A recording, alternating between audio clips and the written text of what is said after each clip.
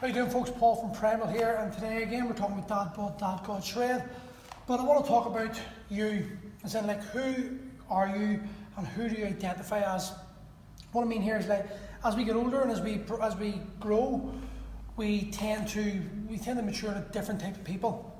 I'm certainly a different person to the person I was when I was 20 years old, but I still hold on to some of the identities that I have as a 20-year-old, even though it no longer makes me who I am. And so you identify as this person. I still identify for some reason as an MMA fighter. I haven't fought in, God, I don't know, 13 years. But for some reason I still identify as a fighter, and it is who I am. And it's the ability to let go of these things. But how you think about yourself, how does it govern your thoughts?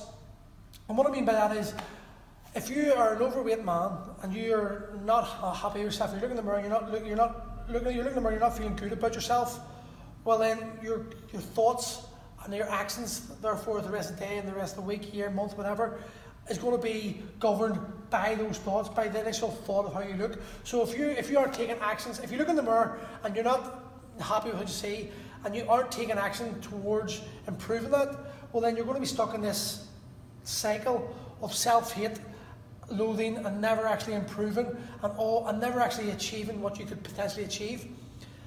And I see this so many times. You guys coming in this gym who are overweight, out of shape, and they actually tell me, I trained when I was 20, but I'm going, you're not 20. Stop identifying as this 20-year-old guy who does no longer exist. You're this 40-year-old dude who's out of shape, got a belly, 3 kids, stressed to the max, and you need to actually accept that first and take action towards changing that, as opposed to telling yourself this bullshit lie. Because when I look at you, tell me you were fit in your 20s, I don't give a shit. You're not 20 anymore. It's not going to impress me. The only person you're lying to is yourself. Let me double check. Yeah, that's still on. Okay, good. So, now, before we get into this, I'm part of a trainer I really respect, a good friend of mine, Andy McKenzie. He's one of the top trainers in the UK, and I'm part of his combined strength group. And I put this topic of conversation up in the group chat, and I got loads of responses. Mark Aran took my side and sort of agreed my side of thing, and the other guys, which were valid points, were saying sort of, don't be doing this, but it's me and I have to do this. I think for me, I have to do this. That's just the way it is. Average guys, what are you capable of doing right now? The average guy. Now, here's the thing for me is, I do not hang about with average guys in the sort of fitness world. I've always been around guys like MMA fighters.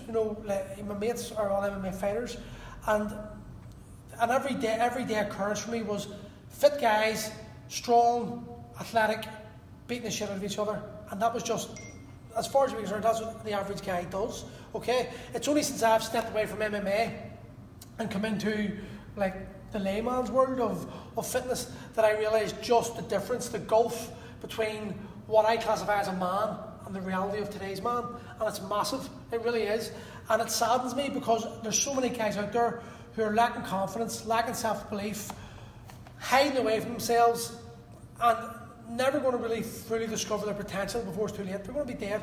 And I wrote an article saying you're going to die one day, and we are. And with this bullshit story we tell ourselves, I'll do it tomorrow. But there come a day there won't be a tomorrow, and you'll regret these things if you haven't actually fully tried and committed yourself to actually achieving something in your life. So what I do is, myself and Gareth, we're talking about this, and we're saying, right now, if the shit hit the fan, what are you capable of doing? If you had to do something, could you be capable of doing this?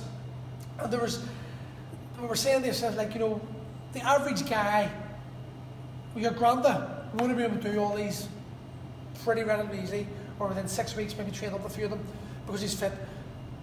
Today's man, not so much. Today's man is are there so many delicate snowflakes out there that we don't want to be offended, and oh my God, I can't believe he said that to me. Oh.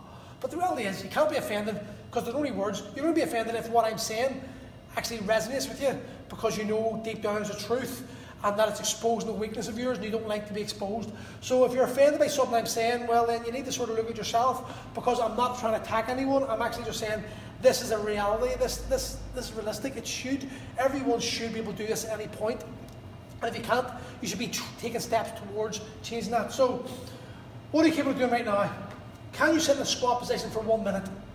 I can, but it hurts me, and I'm not full body squat. It's one thing I need to work on myself, and it's one thing, even when taking my clients, I'm sitting in a squat position as low as I can, with my heels slightly raised on a plate, and slowly dropping the size of the plates to get the position. So it's something I can do when I'm, like my clients are doing some floor work or something like that. I can sit in squat position down there at a level and work on the squat pattern. So I need to work on that, so I can just about do it, but it's painful. So can you sit in a squat position for 1 minute? If you can't, then you need to start a goal. Can you do 10 push-ups? Can you do 5 pull-ups? Could you deadlift your body weight for 10 reps? Could you squat your body weight for 5 reps? Could you shoulder press half your body weight for 3 reps? Could you bench your body weight for 1 rep? Can you touch your toes with straight legs? Can you sit on the floor without using your hands? Can you dead hang for 1 minute, so you just hang off a bar for 1 minute? Can you do 10 inverted rows, horizontal, for 10 reps? Can you do 10 burpees in 1 minute? And can you run 2 miles without stopping? Now, some people might be going, Jesus, I can't do that. Oh my God, but if you can't do it, if not, why not? That's the first question you ask yourself. If I've said that and you said no, why not? What have you done with your life to prevent you, your body, the only body you're going to have? What have you done that's to prevent this? And then if you can't, okay, what are your immediate thoughts after seeing this, and how do you feel? So you got to ask yourself. So maybe some people go, happy days, yeah, I feel good. Other people are probably going, fuck, I can't do this, I'm useless. Some people might go, who does he think he is? Who did set these standards? And me, I'm setting these standards because I would like every man in my gym to come in and within 6 months be able to do this. That's our baseline standard. That's, for me, if you want to have some sort of goal and train of thought, well then you should be able to do this. Okay, now, the reason I did do this and explained this in the Combined Strength Group was the MMA thing. I've been doing martial arts in some shape or form since I've been 7, I think, 6 or 7. So, the martial arts system, as everyone knows, belts. But what people who don't do martial arts might understand is that belt is in recognition. It's given to you, it's earned. Now, some martial arts are absolute dung, absolute shite, and they've got 8-year-old black belts, load of balls. Traditional jiu-jitsu, crap, absolutely terrible, and I'll argue with any jiu-jitsu guy, it's awful. There's so many martial arts that have just been watered down, diluted down. But one of the arts that I think is true to its nature is Brazilian jiu-jitsu, because you really... Sorry about that, folks, I got caught up in the mess on a phone call. So, with mixed martial, with Brazilian jiu-jitsu, you have to grapple, you have to try the techniques out, and you can only... If you're a black belt, you know that you're going to be able to beat most blue belts, most purple belts, most brown belts. There'll be a couple of anomalies out there that are phenomenal, but for the most part, you'll be able to take them guys on. And it's in recognition of you've spent time in the mat. You don't get your BJJ black belt for many, many years. 90% of people, there's a few out there that will do it, but for most people, it's a 10-year commitment, and you've spent your time in the mat.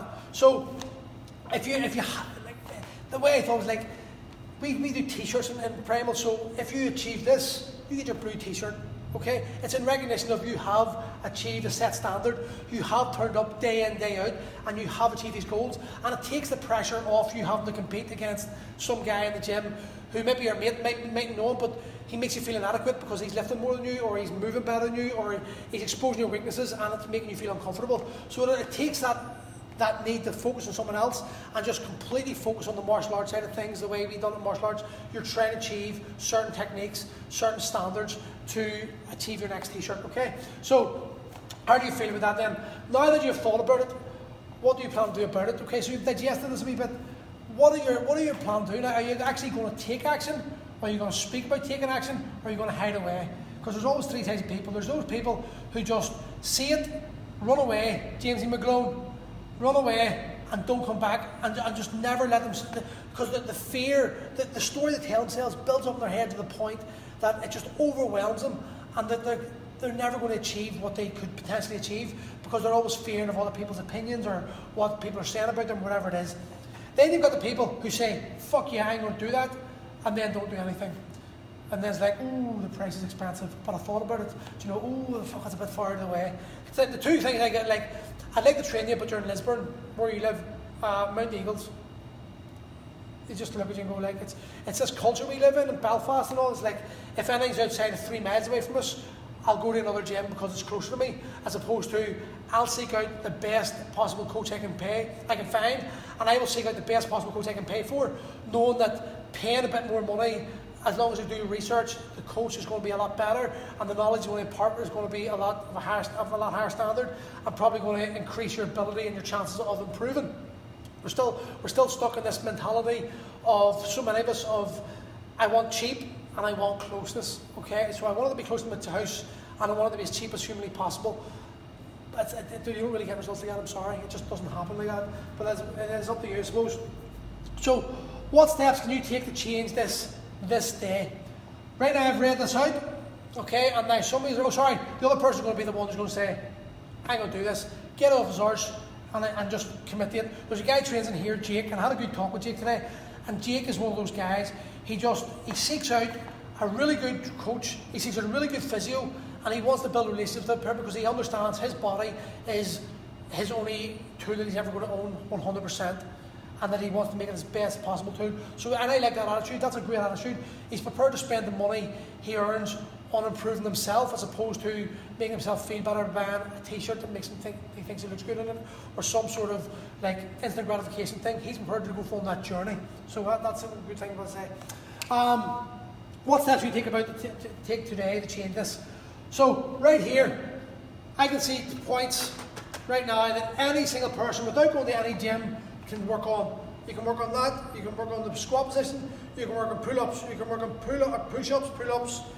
You can work on touch your toes. You can work on sitting on the floor. You can work on dead hangs. You can work on inverted rows if you have a set of gymnastic rings or something like that, pretty easy, or throw a rope over a wall or a bar or something. You can work on 10 burpees, and you can work on running 2 miles. So there's something. There's 1, 2, 3, 4, 5, 6, 7, 8, 10 things that could change your life straight away, that don't require any money, that don't require you to move out of the house. So the only thing stopping you doing that is your bullshit stories and your lies. So if you're turning around and saying to me, oh, but I can't afford to train in Primal, that may be the case. Oh, I can't afford to train there, that may be the case. You can afford a Pure Gym membership without doubt. You can afford a DW membership. You can afford a Fit for Less membership. Any global gym that are charging like 10, 20, 30 pound a month, you can afford it, and you can go to the gym and work on the rest. But you don't even need a gym for this shit. It's just your stupid attitude and your bullshit you're telling yourself. So if you can't do that, you're lying to yourself, and stop feeling sorry for yourself and go do something with it. Right? How would your life change if you could meet these standards? And this is something I try to get people. A lot of people focus on this and go, shit, I can't do this, and think of the negative things. We're constantly bombarded with negative stuff in this society, that it's becoming our overwhelming thought process is to be negative about everything. I was the 100% the most negative bastard you ever met in your life, and I am doing everything. The last 5 years, I have really stepped out of my comfort zone and go towards, like, I listen to book upon book upon book about positive thoughts, about owning your shit, about the law of attraction, about you name it, about the Untethered Soul, great book, and just actually trying to become happy with myself and more positive with myself, and push out positive vibes as opposed to always thinking negative about people, and trying to see the positive in life. And it's working. It actually does work. So I'm experiencing myself how things are happening because of my shift in mindset. So a lot of people are going to look at this and they're going to be negative about this, and they're going to think, I can't do that, and run away. But the reality is, like, you should be thinking along the lines of, well, shit, I can't do it now, but what would my life be like if I could do some of these things? You'd be more flexible. You'd be lighter.